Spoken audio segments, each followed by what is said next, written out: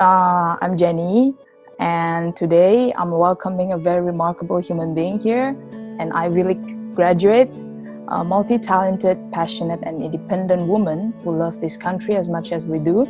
But I believe she doesn't get to where she is without some bruises and bumps along the way. And here to tell us more about it, Cinta Laura.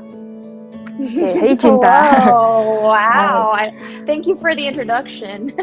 Of course, you deserve it. Oh, thank you. Yeah, so Cinta, we're campaigning for self-worth, right? For 7 years now, and we teach that to our kids. And because we believe that any kind of dreams can only be achieved from a place of worthiness.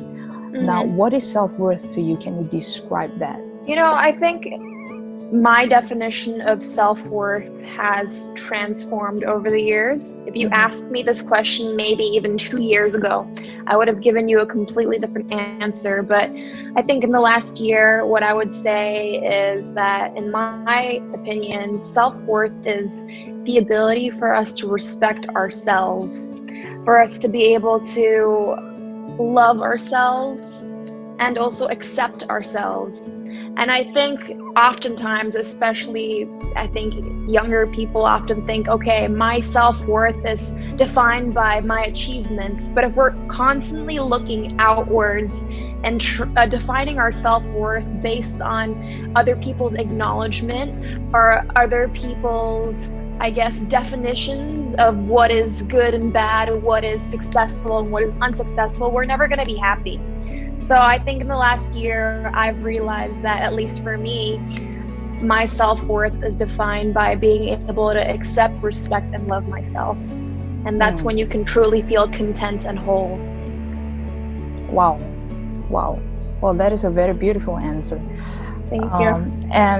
But what I, and perhaps you, discover is that a lot of people have been living from a place of unworthiness. So they fit in, they settle, and they don't speak up because these kind of vulnerabilities are too scary.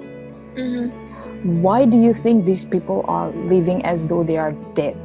I mean, why is accepting imperfection so hard? Tough question. Okay, first of all, I think the younger generation, especially Generation Alpha, fall victim to this because they're the generation most tied to technology.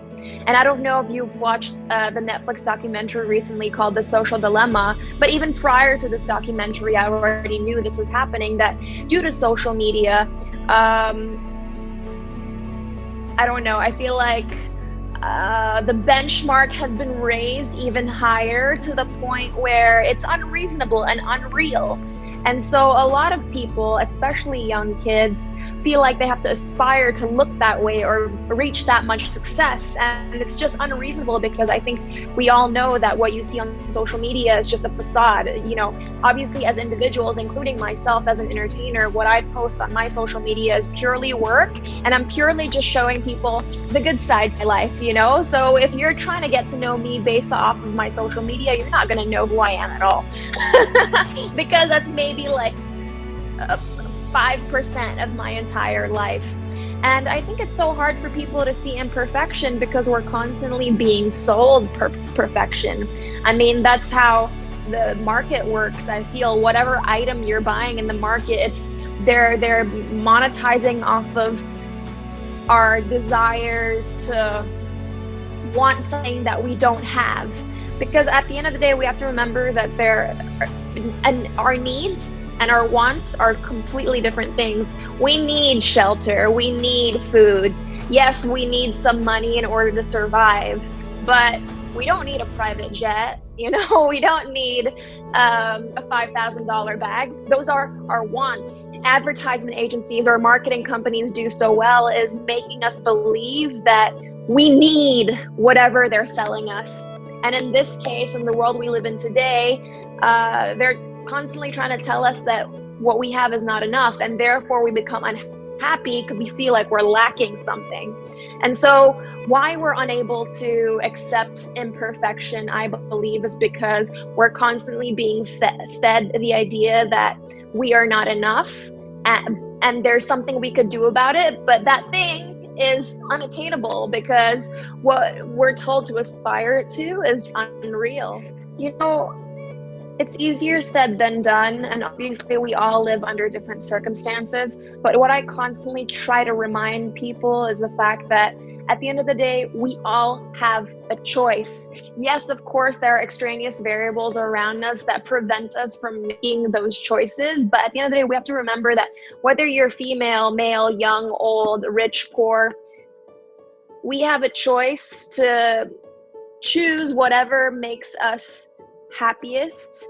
Sometimes I know it's difficult for people who live under certain cultural circumstances as well, because I have some Indonesian friends who are like, you know what, but my parents want me to do this. If I don't do this, that means I'm disrespecting my parents. And again, it's very subjective, but for me, and I know I'm lucky in this way, I tell them, yes, you need to respect your parents, you need to love your parents, but how can you love them and give them your all if you're not catering to your needs and aspiring to what you do? You're not making decisions that, will make you feel most whole. Like, at the end of the day, I believe in being transparent. And let's say I come to a disagreement with my parents, I would tell them, hey, mom and dad, I thank you for your advice. I really appreciate that you think XYZ is what's best for me. But please understand that I need to make my decisions, to make my own mistakes, for me to realize what is best for me.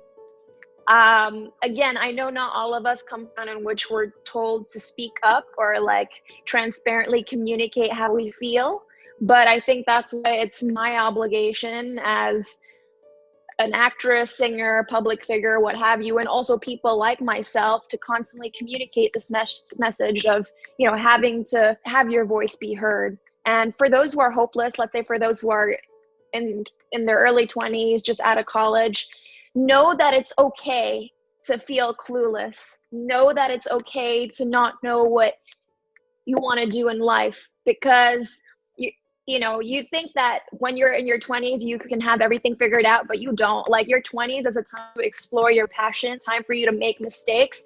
And it's a time for you to truly discover what you need in life and which direction you should head towards. So if you're clueless, even if you're in your late 20s right now and you're clueless, that's fine.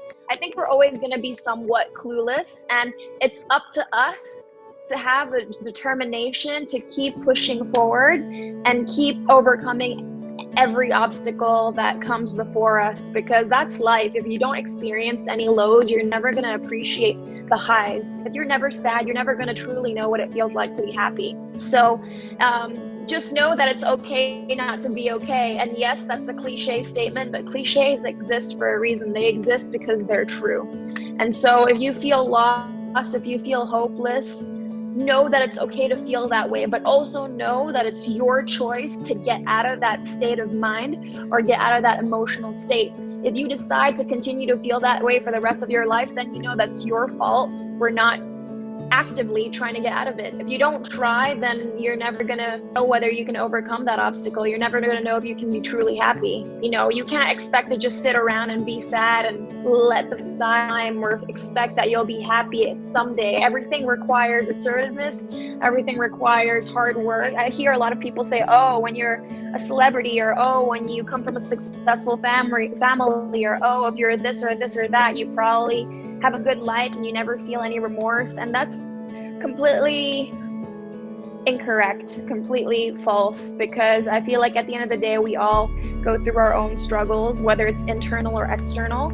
And I myself have definitely gone through periods where I've felt unworthy, because it's only until recently, as I told you before, that I realized that my self-worth based upon tangible success, or what people think of me. And for the longest time, and I think I even spoke about this in an interview, throughout my teenage years, I was constantly trying to prove to people that, I was not what they thought I was. I was constantly trying to prove to people that I was smart. I was constantly trying to prove to people that I was able to do X, Y, Z. And that was extremely stressful, because sometimes when I felt like I wasn't achieving things the way I wanted to, or, showing the best of what I could offer, I would feel really depressed. I would feel like I had failed, even though obviously I wasn't.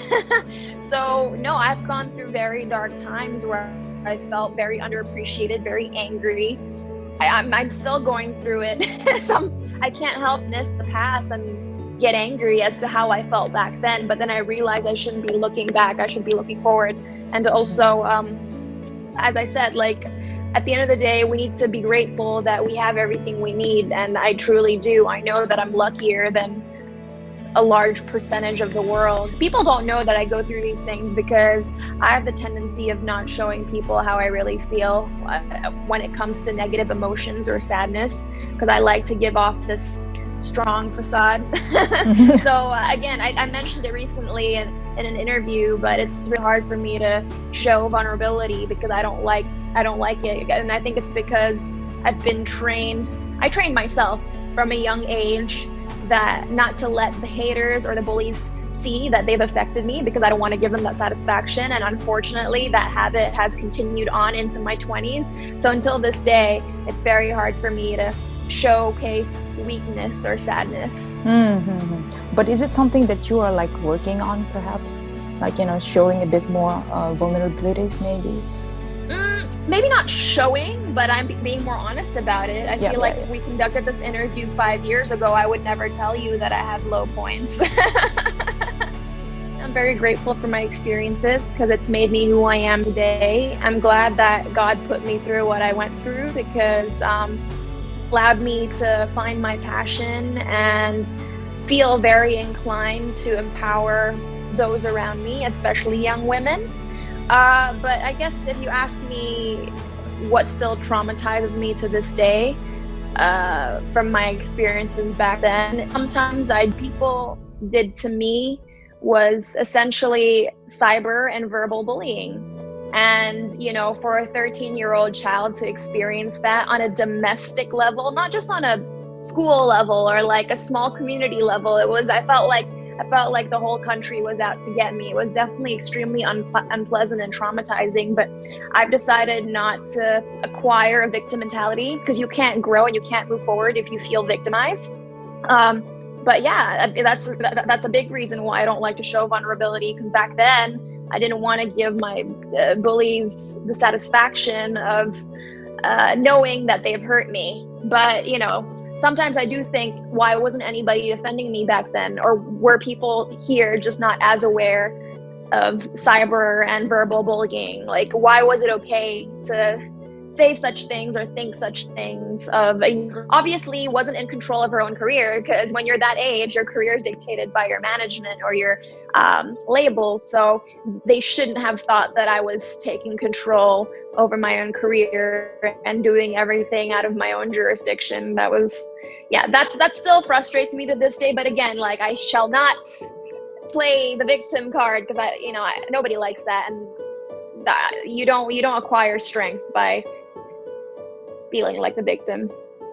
Yeah. If we're talking about Indonesia specifically, I think we need to really eradicate body shaming, verbal bullying, and catcalling in pop culture. Why do I say pop culture? Because, we already know that if we walk down the streets, you still see a lot of men catcalling women, and the rates of abuse, whether it's sexual or verbal or mental, is very high in this country. So when regards to gender equality, we're still far behind. And in regards to bullying, Indonesia, I think, is top 5 in the world. We have one of the worst cases of bullying. But at the same time, I think those habits, those behaviors are perpetuated by what we see in the media, because watch any talk show or any variety show on local TV, even the hosts themselves would bash each other and say, oh, gendut lo, ato jelek lo. Like, that's all right. Basically, people who are watching TV, especially young kids, that it's okay to talk poorly about another person's physical appearance. And sometimes, when a quote unquote sexy woman would be depicted on TV, they'd be like, choo choo, or like, wow, or like, make certain inappropriate gestures that would be really frowned upon in other nations, but okay here. And, as someone in the entertainment industry, I can only speak for my industry. And like, We need to stop these habits, because we're making people think that these behaviors are okay. And if we're teaching this on national television, how do we expect people to change? But other than that, I feel like educational institutions from early on should already be teaching kids what gender equality means, what types of bullying exist, how can we prevent it from happening, what can we do if we see another person bullied. And these values, these ideas, this knowledge should already be taught and instilled in young kids at a very young age, because that's the only way we can create a paradigm shift in this nation. If we teach the youth to think properly, so that we don't repeat the same mistakes over and over again. To allow people, or to remind people, that just because you fail doesn't mean life's over. The failure is actually part of the process, because the failure is what allows you to learn. It's what allows you to build a thicker skin, aka also build resilience. And it's what's going to make you, I guess, more experienced in facing future obstacles. So, if you fail and then you stand back up and you encounter another failure, don't let it stop you. Keep going, because if you stop after the next failure, then you are living a stagnant life, and a stagnant life is a miserable life, because you can't evolve. And when you don't evolve, your mindset won't change. And as human beings, I guess our lives kind of cyclical. If within that cycle we stop and we don't grow, then we're going to be living a very mundane and boring life. So just know that throughout life, I think to the day we die, we're always going to be encountering some sort of failure. May it be in our career, may it be in our family life, may it be in our social life, whatever it is, there's always going to be some sort of failure that we're going to encounter, and we just got to accept it and love it. And when I say accept, I don't mean accept and stand still or be stagnant. As I said, earlier in this interview, accept it, but then have the determination and willingness inside of you to do something about it, and then move forward. Because it's like, if you see a rock in front of you on the street, if you don't push it aside or get someone to help you push it aside, you're just going to stand there. You're never going to be able to cross. Accept does not mean passivity, does not mean staying passive. I think the Indonesian word is pasrah. Sometimes I feel like Indonesians interchange the word menerima dan pasrah. I don't believe in pasrah. Never ever think that way. What you need is, yes, menerima, but do something about it, So for me, to get me centered, I usually exercise aggressively, but that's what I like. But other than that, I usually remind myself, do I still have a roof over my head? Yes. Can I still eat whenever I want? Yes. And if I can, do I still have people around me, whether it's family or friends, to talk to when I need to? Yes. And if I have those three things, then technically life is perfect and I don't need anything else. And I keep reminding myself the difference between what I need and what I want. And I think if people can distinguish those two things, life can be a little easier, because I'll remind you that most of the things you see, especially online, isn't something you need. Because as I had mentioned earlier in our interview, I even said that, yes, you need to respect your parents, you need to love them, but at the end of the day, you need to think of what's best for you. Because if you don't cater to your needs, and if you don't nourish your soul and your mind and your heart, how can you give what's best to your loved ones? So yes, Witherspoon, I like that. But your question was, what are my values and why? That's a very broad question. I don't think the answer I give you will be good enough. But what I am thinking of on the spot right now as we speak is, what I value is honesty, trustworthiness, and compassion, I guess. Because at the end of the day, as human beings, we are social creatures. We're meant to cater to one another. Yes, we need to focus on ourselves and prioritize ourselves, but that's not the same as being selfish. Prioritizing ourselves, I don't think is selfish. Prioritizing ourselves means that we're trying to be the best version of ourselves so that we can help others who still feel incomplete or still feel like something's lacking. And that's where the human element comes in. We nourish ourselves, we take care of ourselves, we make sure that we're the best version of ourselves so that we can be that trustworthy, compassionate individual to others in our community.